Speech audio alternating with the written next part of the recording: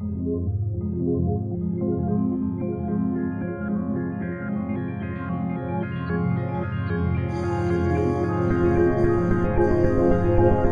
is Red Ice Radio, a beacon of sanity from Northern Europe. RedIceCreations.com. Welcome to all new and regular listeners. Red Ice Radio is the name of the program, and my name is Henrik Palmgren. I hope you're doing well wherever you are on the planet. It's always a pleasure to be able to have you guys with us as we continue our investigations, trying to get answers to the bigger questions and the mysteries of this world and beyond. RedIceCreations.com, that's our website for news, the free radio program, and much more.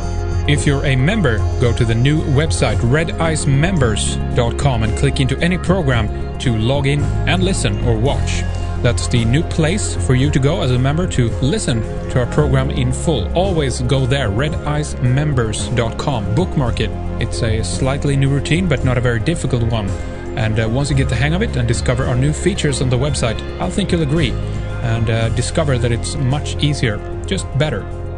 Today we're talking to William Dean A. Garner.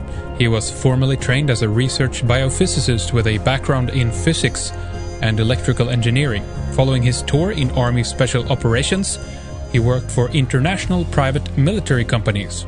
He's the best-selling author of 17 ghostwritten books, and has also edited many books including Angels and Demons and The Da Vinci Code by Dan Brown. In addition to ghostwriting and editing, Dean has mentored 6 New York Times best-selling authors, and he's currently a book publisher. He joins us today to discuss his latest book, Who Really Owns Your Gold? The Intended Global Meltdown of 2012 to 2014. Stay with us for much more. All right, welcome to Red Ice Radio, Dean. It's really good to have you with us here today. This is an interesting, important topic. I'm looking forward to diving into it. So also thank you for contacting us and want to get on the program, of course, and talk about it. First of all, welcome and thank you for coming on. Well, I do appreciate that and taking the time. I've always been very excited to be on your show. Thank you. Excellent. Now, for newcomers to you and to your work, maybe there's an easy way you could just kind of introduce yourself a little bit to our audience, and also pertaining to obviously the topic that we're going to discuss and talk about here today, Dean. Well, I was trained as a scientist in physics and engineering, and I did science for 13 years. Started out in marine biology, studying electric fields and how sharks detect them around their prey and in the open ocean. And then I went into the lab and studied neurobiology, stuck electrodes in brain cells, and studied mechanisms of memory storage in the brain.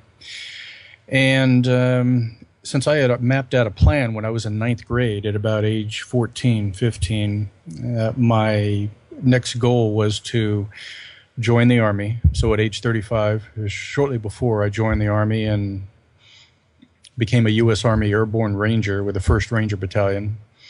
So I was in special operations for 4.5 years, and then when I got out, honorable discharge in 1998, I started 2 international private military firms, and I did 211 overseas missions over about a 9-year period, off and on. And at the same time, I was writing and editing books, which is how you know me. Really good. Now, how did you get onto the gold trail, then, if we can call it that? Well, a friend of mine asked me to focus on gold, but the story really goes back to about 1981, when I was in college in Washington, D.C. And I used to go to all the embassy parties in D.C. because my parents were in the Green Book, and they got invitations weekly, practically. And so I was at an embassy party once, and this gentleman came running across the room and accosted me, and he said, he'll be the death of us all. And I said, who? And he said, Brzezinski. And so I looked up Dr. Zbigniew Brzezinski, who at the time, actually a couple of years before, had been President Jimmy Carter's national security advisor. Actually, if you read into it, he was actually his handler. And so I started reading anecdotally over the next about 30 years who ran the world and how. And over the past 4 years, I've been doing it very intensively. And again, someone suggested I focus specifically on gold, given that that is the only real money in the world. And they were very interested in what I came up with. So I put together a nice compilation of information, again, about who really runs the world and how, focusing on the gold issue. And that's how the book came about. Really good. The full title is Who Really Owns Your Gold? And the subtitle is The Intended Global Meltdown of 2012. We're kind of in the thick of it right now, of course. But what would you say a little bit to preface this topic about gold and the importance of gold? There's a long history here. You cover it in some of the beginning of your book, and kind of, I guess, how we've ended up in the situation where we are today. It's a big topic, of course, but maybe you can kind of summarize that a little bit for us. Well, you've got a few questions in there, and they're wide-ranging. But let me just discuss the title itself. Who really owns your gold? It's owned by a group of dynastic men in Rome, and it's not the Vatican. And gold itself, of course, has been a very precious commodity, and it's been the only real money that ever was. Why it wasn't platinum or silver or some other precious metal or even some gem or some other material object, I'm not certain. But people have always, at least humans, have always worshipped the power of gold. The book itself is not so much about gold, but it's who really runs this world of ours and how they do it. And it's really with respect to the United States and our history, our government, our social structure, military structure. So, and it's also a short book. I call it a 69-minute book, which is a new line of books we have. And it's a book you can read in about an hour. And if you read a little fast, then you can probably get there. But it's meant to be short and sweet and very dense, uranium dense, and packed with lots of energy, high voltage information about, again, who really runs the world and how. Do you want to tell us a little bit more about the men in Rome who actually is behind this and how you came to this conclusion? Yes, well, yeah, that's the punchline. I mean, who really owns everything and who runs everything? For thousands of years, all roads have led to Rome in one way or the other. And since about 1541, the Society of Jesus, or the Jesuits, have sent out, they've diffused their Jesuits all over the world and ingratiated themselves with royalty and with the highest government officials, and slowly taken over every single government, every monetary system, every economic system, every social system. So those are the folks today and people argue with me all the time about this. I mean, how could they possibly do that? Well, if you read their history, if you study their history very carefully, and it doesn't take that much studying, I'm thinking maybe 100 hours. If every person out there, the people I refer to as we the people, every good person in the world would just take about 100 hours and study the patterns of the Society of Jesus, you would have no problem coming to the same conclusions that I have, because there have been books out there that have been written over the past several hundred years, in particular, say the past 150 to 200 years, all of which have been suppressed, by the way, that show definitively all the patterns of their behavior, that show definitively that these people have their tried and true methods that they use to subjugate the will and the rights of people all over, and have done it in almost every single country on this planet. And yet, Dean, we hear today that their power, is at least a Catholic Church, maybe not addressed directly the Jesuits per se, but that their power and influence is diminishing and the role is largely symbolic today. What would you say to that? Well, then we get into the study of religion and the topic of religion. And I usually try to avoid that because religion to me is all false. It was designed as a means of control more than 2,000 years ago. If you study the basic Bibles of all religions, they all pretty much have the same theme. And it looks like they came from the same place. They took the same story, the same information from the same person or persons who originally wrote it. The Jesuits have have had soldiers, and they are a militant army, by the way. They've had soldiers whose sole responsibility has been to rewrite various passages in every Bible across the world, and which is probably one of the most dangerous things you can do, because if you control a religion, you control the people, and if you control the people, you control the society and everything else in it. So again, I try to avoid the topic of religion itself, because these people don't represent the Catholic Church. They don't represent Muslims. They don't represent Judaism. They use religion as a tool, as a controlling method to keep we the people in a certain place wherever they want. They steer us in various directions wherever the need be. And again, still using religion as a tool. But the Catholic religion, even though it may have lost a few members over the years, as you were suggesting there, it doesn't matter to the Jesuits, because one of the faces of the Society of Jesus is the Catholic Church. And it really doesn't necessarily matter whether they control through the Catholic Church, because they have other means of control. They can control socially, economically, politically.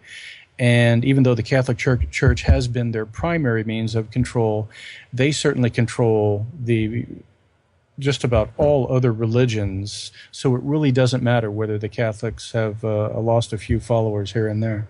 Okay. Now, what do you see as America's role in this, and if there is any interface between the Jesuits and the Catholic Church and America? Well, the United States is really the last bastion of freedom and liberty in the world. Every other country has been brought to its knees. They are under the fold. They're in the fold. They're under the control of the Jesuits.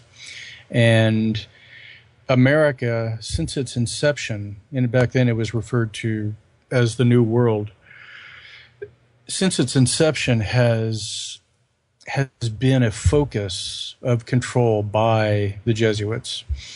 They sent people here to set up the first central bank, and they did it with their accountants, the Rothschild family.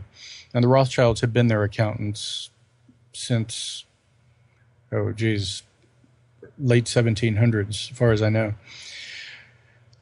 And so the Jesuits sent armies of men to help set up the first central bank. They used the Rothschild bastard, Alexander Hamilton, who I say is not a traitor to the country, because the country is just a corporation, but he's a traitor to we the people. And they also got ingratiated themselves to the highest levels of U.S. government, the state governments, and they slowly took over control of the government and steered the United States of America in various directions, wherever they wanted it to go. The idea has been to bring all of America into their fold, to have full control over the social, political, military, economic status and systems here in this country. And over the past 10 years alone, they have almost met their goal. And I think the past 10 years have been a very, very telling time in our history, because they have ramped up, the Jesuits and their accountants, the House of Rothschild, they've ramped up, or they've had to ramp up their machinations to coincide with certain celestio-physical events out there beyond Earth. That's interesting. Can you tell us a little bit more about that? Well, the celestiophysics, it's my term, but it's really a bastardization of celestial physics. I like to use it as one word, celestiophysics. It is the study of the physics of celestial and solar and lunar bodies and their effects on geophysical and biophysical events and activities, actions on Earth. Absolutely. Now, okay, to counter a little bit there and to play the other side of this, many people argue, of course, that there's other people in charge primarily of the of the banking system with as you said before, with the Rothschilds being in charge, the Rockefellers, the Morgans of the world, and some people say it's a Jewish banking conspiracy. What is the interface then between these different groups out there, if you will, that many people are looking at, and how is the connection, if you will, between something like the Rothschilds and the Jesuits? Because that's seemingly, at least on from the outside, kind of that's an opposition almost there. You'd think.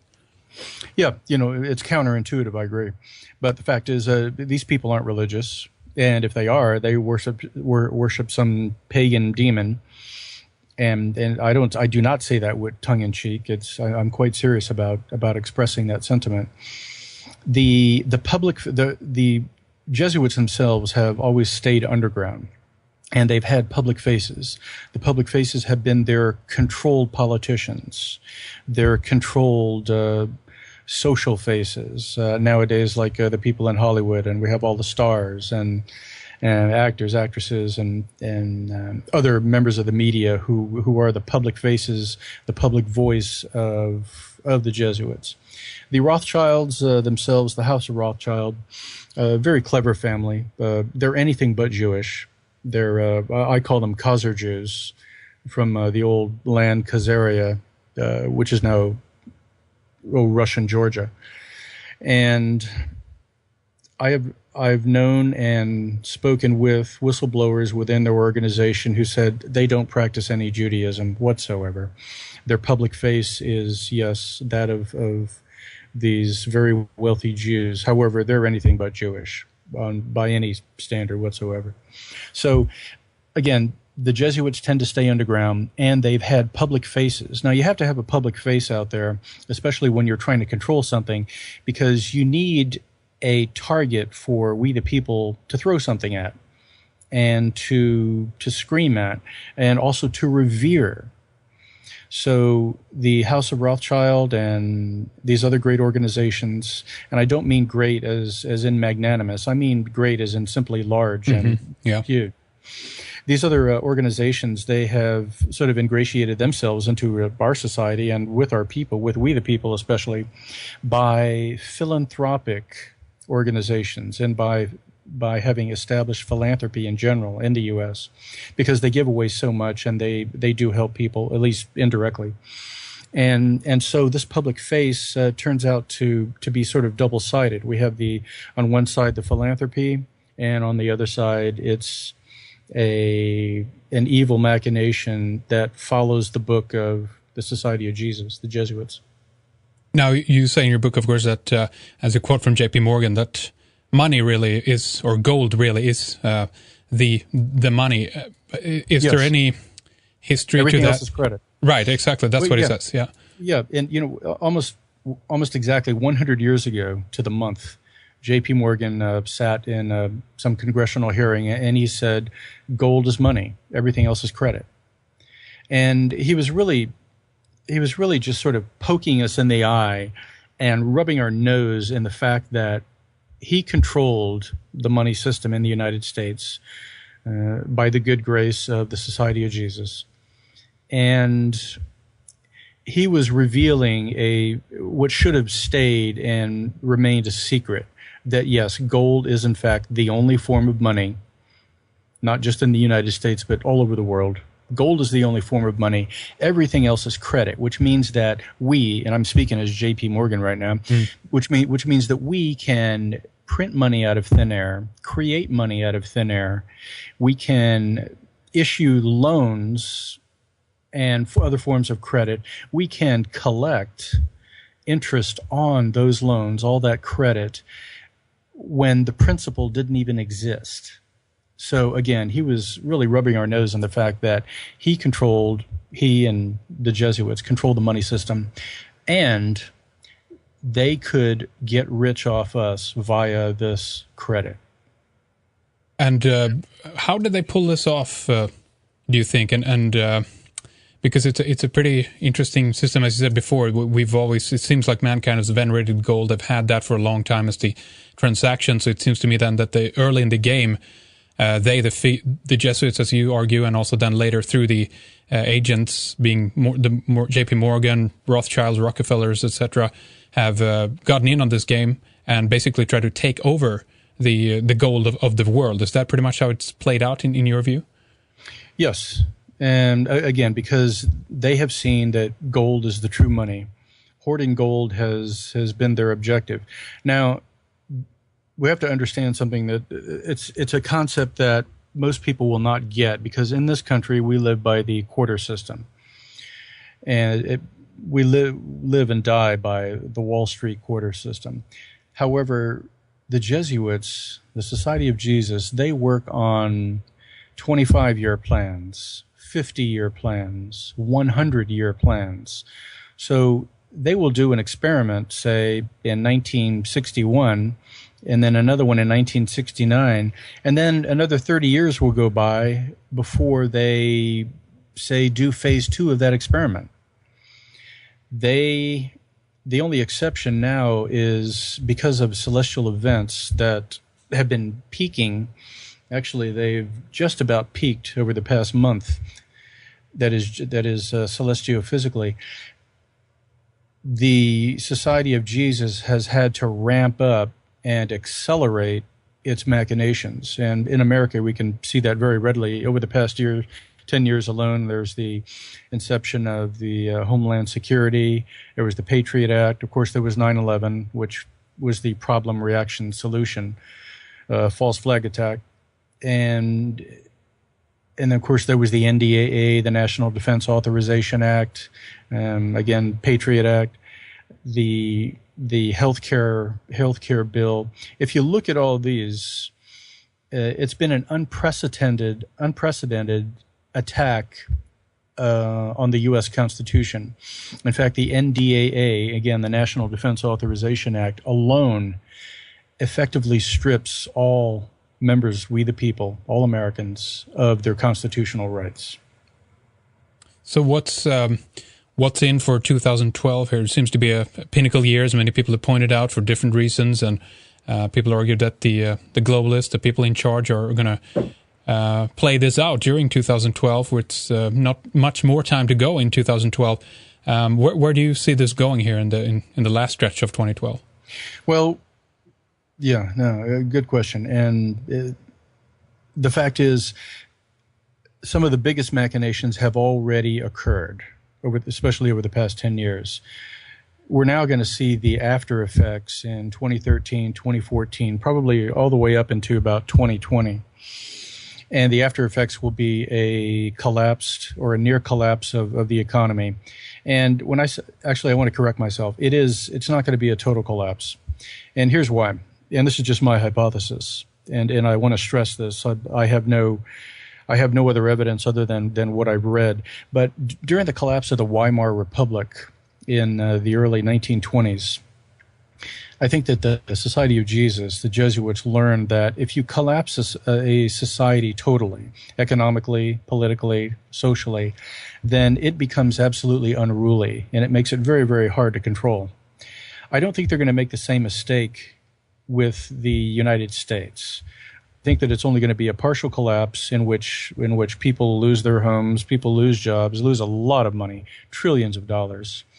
But it's not going to be a total collapse, because if it were, and I think this is what's unique to the United States and to we the people, we would get up and kick some ass. The people in the United States have known nothing but freedom and liberty for more than 270 years. There is absolutely no way that we would allow some entity, if we knew about it as a whole, if we had mutual knowledge, if we knew about this, that we would let them get away with this. So I think that this is going to be a very, very difficult fight for the powers that be, the Jesuits, to ultimately take over America completely without another revolution. And and many people argue that that's kind of coming around the corner here. Is this despite what you talk about in Chapter 8, that we the people are still comatose? And I guess this would apply to the American people as the global population pretty much, that many people are in fact asleep and they wouldn't get out and do something about it. What do you think? Oh, absolutely. And it's been designed this way because we've had, just look at it.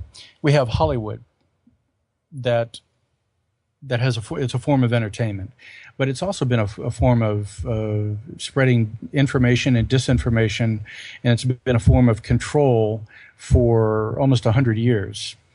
And of course, there's big media out there, and we have all these reality TV shows. And just getting off on a tangent, if you look at just over the past 5 years alone, the explosion of reality TV shows and these absolutely mindless television shows has exploded, and it's unprecedented. And it's another means of sort of pacifying the American people, we the people, so that they are numb to any other bad news that doesn't come from big media. That may come from alternative media, and it allows further control of our rights, even though they've already been stripped. Indeed, it does. Now, in your view, is there remedy against this? I mean, because I've always seen revolution, if we can call it that, with two different points of view. And one is, yes, it's understandable that it happens. I definitely understand that people need and should go or get upset and angry about how they are being treated and have been being treated. But if we look back historically to revolutions, and with the books like Fire in the Minds of Men by James H. Billington, who's done a study into revolutionary movements, it seems like most of them have been controlled and instigated, or if not sidetracked or kind of hijacked along the way. Therefore, very, very difficult and dangerous also to participate in these kind of rise-ups and revolutions, because you, in fact, might actually be participatory in helping out the globalist elite to play out their agenda, if you will. Well, you took the words right out of my mouth. I have nowhere to go with that. Is there exactly? Is there any way we can remedy that? Can we get smarter beyond that and still have a revolution, or what's a fix to this in your view, Dean? Well, the answer is yes. We can have a revolution that is genuinely generated by we the people. The revolutions of the past were instigated and caused directly by the Society of Jesus, at least back to 270 years ago. And they were controlled from within, because that's the only way you can really control any kind of movement, from within, with their own disinformation agents, with their own high-ranking members of each of those groups. So what can we do? The best thing, well, first, here's a really sad statistic. The Society of Jesus has had 470-something years to do its various machinations, to spread the disinformation, the bad news, to take over governments, to take over economies and societies. They've had hundreds of years to do this. And right now, if I were to be the architect of change, I have virtually no time at all. So I'm fighting hundreds of years and lots of really cool, slick advertising on the part of the Jesuits. And it's an uphill battle, but the direct answer is that everybody, all members of We the People, in all countries, not just the United States, simply have to be informed of the basic accurate facts, the basic accurate truth. And I delineate truth in two ways.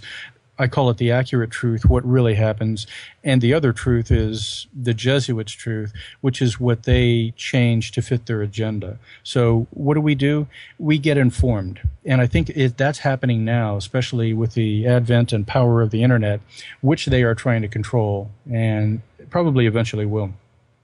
So what would you say is the goal for America specifically? If it's not total collapse that you mentioned before, it seems to me anyway that maybe they're trying to rebuild it into something that is more shaped in accordance with how they want to use America in the future. More control, more regulation, perhaps even more military. I don't know. What's your view on this? Well, for one, and I've stated this in some old blogs I had, their end game is to create a mono-nation, a single nation, single government with fascist rule. And also, since there are just entirely too many people to control, a great deal of eliminating, euthanizing, murdering, whatever, a great deal of the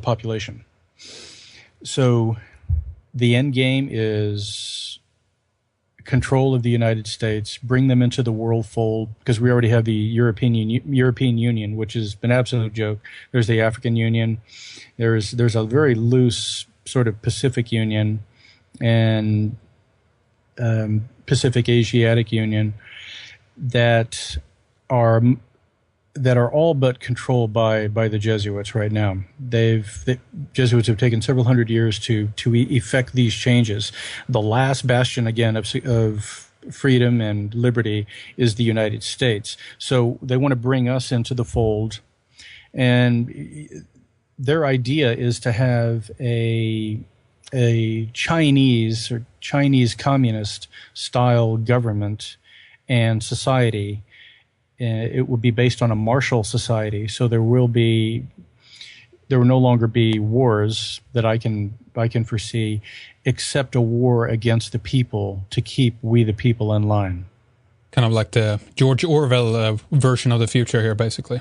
Yes, and I think one of the reasons why the powers that be want to squelch the internet and the power of it is because we the people can form flash mobs.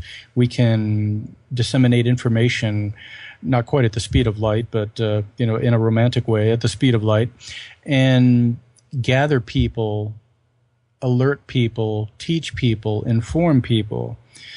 That's a very dangerous thing to happen, especially if you are a member of the Society of Jesus, if you're in charge of that organization.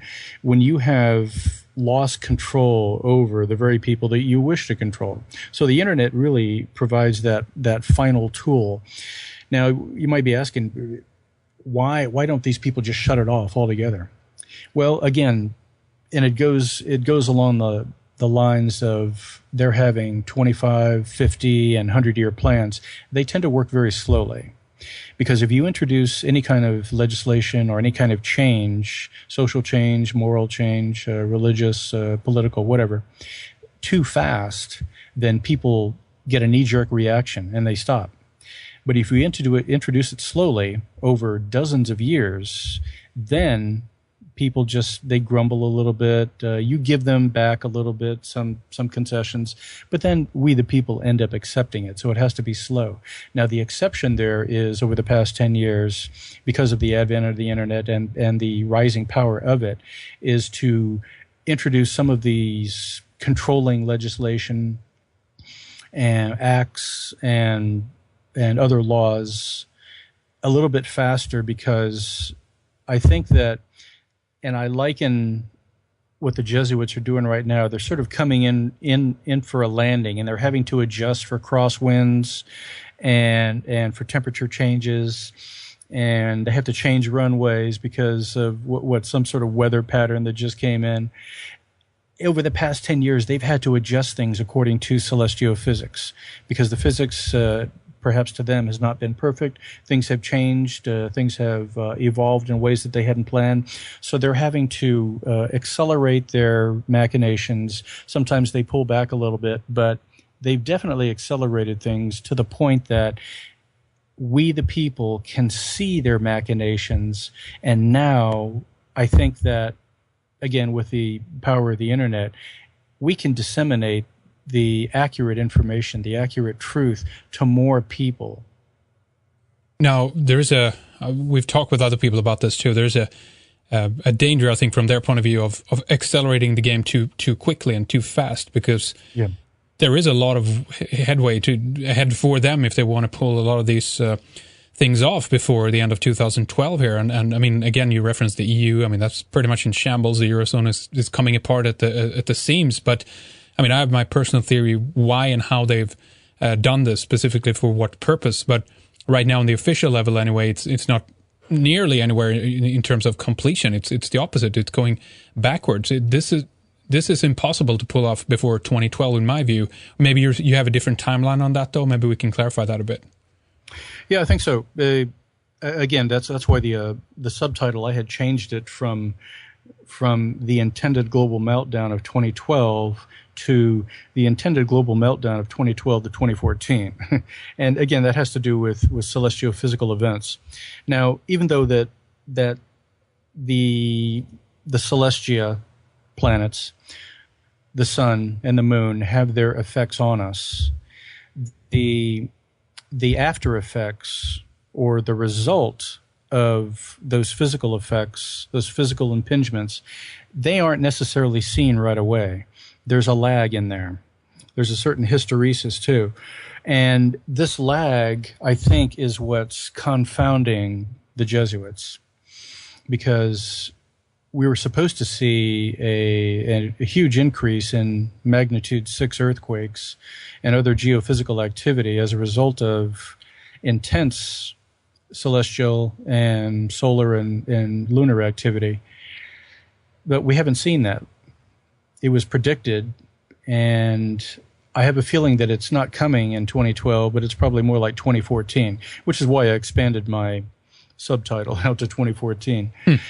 I think that I made a mistake when I said probably about 10, 15 minutes ago that the worst has already happened over the past month. But the fact is it happened. It did out there in the universe, but the effects, we're not going to see those effects probably for the next couple of years or over the next couple of years. Now, there's a book you reference here, and I want to make sure we mention that as well, that specifically goes more into the celestial influences, if you will. I'm trying to just go back here and find it. Maybe you have it, you can recall it and mention that to our listeners as well. Okay, yeah, sure. Well, there was first, let me just get a little bit of history about celestiophysics and the study of it by American scientists. People were studying, legitimate scientists, good researchers, good thinkers, were studying how celestiophysics and celestial activity and solar and lunar activity affect geophysical and biophysical processes on Earth. And they were doing it up until about the mid to late 1880s. And then all of a sudden, and they were publishing them in reputable journals and also in newspapers and magazines. All of those disappeared toward the end of the 1880s. And curiously, that corresponds to and is coincidental with the coalescing of just about all of the major magazines and newspapers and broadsheets, whatever, across the United States. So and that also corresponds to the disappearance, curiously, of most of the books that show the deadlight of the Jesuits. So the Jesuits around 1880s, they finally succeeded in their goal to suppress just about all the information that was negative to them or that was about astronomy and astrology. And astrology is a very real science, by the way. That would have given we the people a great tool to use against the Jesuits. So again, here we have people who are studying celestial events and solar and lunar events and how they affected, say, plant growth or economic cycles here on Earth and in the United States. Those, again, were suppressed. All that information was pretty much lost to the worldwide public until around 1947, when Dewey and Dakin wrote a beautiful book called Cycles. And I have several original copies in different places in case I lose one of those or somebody confiscates those. Right. But Cycles tells pretty much the same story about how external, that is, off-planet influences can and do directly affect life on Earth. And they also create these long-term and short-term cycles of boom and bust, of good growth and bad growth plants, corn, wheat, whatever. So there's a definite pattern to all these cycles. Now, that book itself was largely suppressed. You really can't find that anywhere. But you'd be hard-pressed if you could find an original copy. And I think maybe some PDF copies might be available out there. But that is probably an excellent primer, even though it's very dry. And it's only a couple of hundred pages, but still very dry reading. It would give any reader, I think, enough knowledge to know that celestial influences on planet Earth are very real.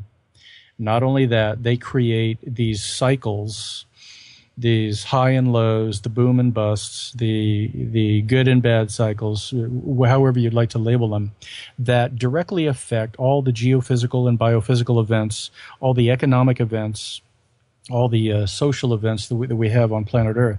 And what's interesting is that the powers that be use these cycles and to exacerbate their effects. For example, right now we're in the highest period of celestial and solar and lunar activity on Earth.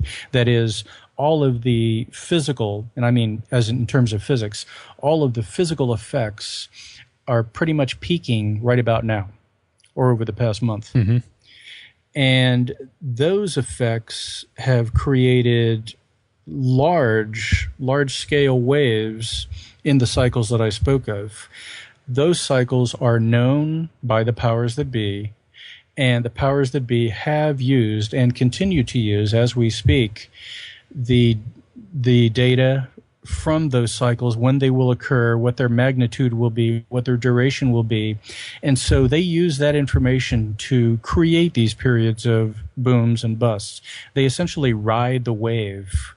Now, the wave is a natural one. We would naturally have periods of low and high activity here on Earth, but those would be at a much probably lesser magnitude than what we see today. And so there's a hidden hand, again, the Jesuits, who come in and who know these physical events. And not to beat the horse to death, but they ride that wave to exacerbate the effects in the economy, socially, militarily, politically, just about any subject out there that they can control because they have this knowledge. So they've tried to keep that away and suppress the information, keep it away from we the people. Because look at it this way: if we had that information, if I could tell you when to get in and out of the stock market, think of what you could do with that. Yeah, indeed. Now, this is very interesting. I can't recall how many articles we have published in the past about this. A couple of headlines is Britain's biggest banks use astrology to play the markets. Even the solar cycle connected to the ups and downs of the stock market, in terms of the basically what level of sunspots you have actually controls it on a subtle level. This has been out there, in the back of the papers, if you will, on the more not on the front page news of the online newspapers, if I put it that way. But this then seems to be, if there is such a thing as a religion of the elite. I mean, one famous quote from JP Morgan, I recall, is millionaires don't use astrology, billionaires do. Yes, exactly. That's a very good point. Yeah, millionaires are just peons to them. Yeah, astrology has been around for thousands of years, and the powers that be were given that information. That is, the humans were given that information several thousand years ago, and when they saw the power of it, they marginalized astrology to the back pages. And that's a tongue-in-cheek response or description, but the fact is, astrology is a joke today, but it's quite real. The influence of the planets, the celestia, the influence of the sun, the influence of the moon are known to many, many people. We know that at least intuitively. And a lot of people out there, we have members of We the People, do believe in what today is modern astrology, even though I think a lot of that is wrong and how it impinges on each of us personally. But that's a whole different conversation. Astrology, yes, as I wouldn't call it astrology being used by the Jesuits. I would term more that celestiophysics. Astrology today, as we know it, has more to do with how the planets specifically impinge upon or leave their mark upon us when we're born, which is, I think, a fallacy, because it doesn't happen when we're born. It happens probably at the moment of conception, when our DNA is actually first coalesces and becomes our own DNA. So, yes, the billionaires use celestiophysics. They have intimate knowledge of it. They can ride these waves and exacerbate the effects of those waves in their favor, or they can create wars, because these effects on Earth would have happened normally anyway. However, they would not be the same magnitude, as I said before. So, as you said, they're riding the wave of this, taking the opportunity to get ahead in the game with the aid and the use of these the flow of the energy of where you should play your cards basically at the right time. Exactly. And hence they gain an upper hand over us because, as we know, if we look back into the history and with the aid of the Catholic Church, a lot of this knowledge has been taken out, exterminated, and downplayed as being the work of the devil, basically, right? So exactly. And since these guys have trillions of dollars to work with, they have super slick advertising, they have super slick disinformation advertising. So any kind of information they put out there, I'm impressed with. I mean, I love seeing some of these cool commercials and some of the movies that have this crazy Jesuit and, well, other people call it Illuminati, but Jesuit symbolism. And I marvel at the beautiful graphics, the beautiful people, the design, the overall design, because I love doing design on my own. And I'm just amazed at how beautifully they do it. So what normal, hot-blooded American would not fall for that? Because it's beauty in motion. Their forms of slick advertising and the way that they disseminate their information. I'm super impressed. Well, I would agree with you, and even there's been many documentaries of this, how they use archetypal symbolism and everything else, and solar, stellar themes, astrology is incorporated into it, and the archetypal motifs are there even in fashion photography, and although some of them don't seem to know how, really what they're doing, they know enough that someone told them what to do and how to do it, because that simply works, so it's, I agree. Exactly, because the people who are actually designing these things are on a need-to-know basis. They are given, and even directors in Hollywood, they're given a general directive from higher, from a Jesuit, whether it's a Jesuit coadjutor or a direct Jesuit, and one of those might be, okay, how about you make a film about Armageddon, and then I want to see a couple of these little symbols in there, or this type of symbolism in there. And it's a very, very general thing. And it's pretty much the same type of order sequence that you see in the U.S. military or any other military. A general gives a bunch of colonels a very general order. Okay, go take that hill over there. And all the colonels go out to their respective brigades, and that they tell their lieutenant colonels, the battalion commanders, okay, I want you to take that hill, but you guys have part A, you guys have part B, C, and D. And so it gets more specific the further down the line you get. And so the person at the very bottom has a very, very specific duty, doesn't know what's going on above him or her, let alone what's going on at the very top. Now, we have a couple of more minutes here until we take a break to go ahead and talk more about this in the next segment. Fascinating stuff. I have many more questions I want to ask you about this, and of course your book here. But before we talk about the website and the publisher and the title and stuff again, one final thought on this.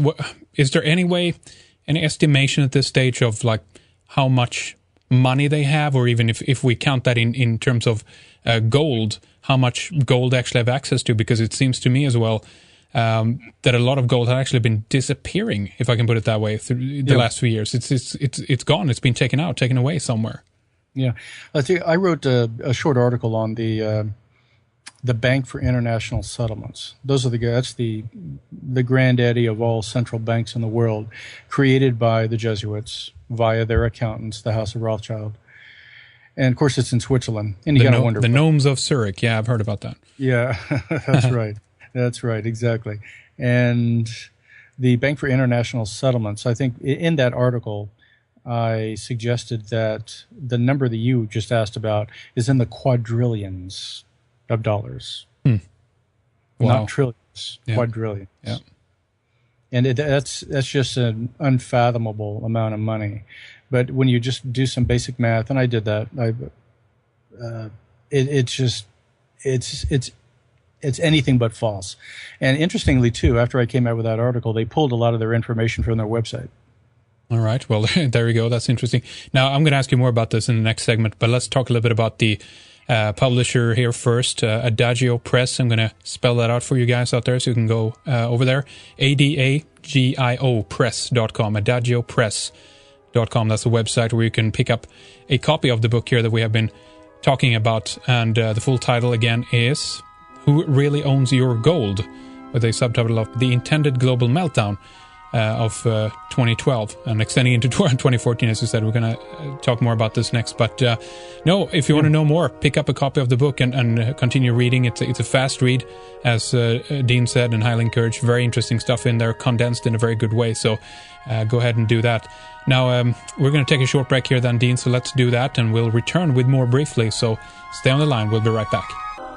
To continue listening to the second hour, you need a membership. To subscribe, go to redicemembers.com and click on subscribe to sign up and get full access to our new website filled with exciting programs going back to 2006. A vast amount of material for you to dig into.